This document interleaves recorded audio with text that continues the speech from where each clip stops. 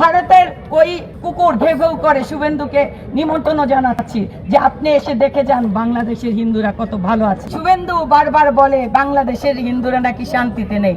শান্তিতে না থাকলে আমরা সাড়ম্বরে দুর্গোৎসব পালন করলাম কিভাবে?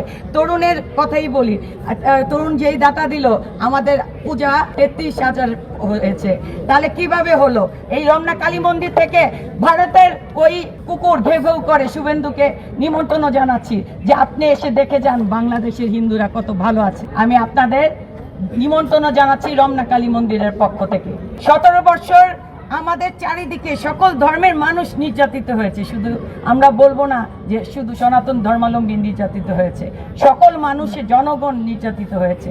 সেই জায়গায় এই 1 বছরে সবচেয়ে আনন্দের বিষয় ছিল গত দশমীতে দেখার মতো ছিল যে এই মন্দির প্রাঙ্গণে ছোট ছোট মেয়েরা সিঁদুর খেলেছে, যেটা এই স্বাধীনতার পর এত সাড়ম্বরে পালন করতে পারেনি।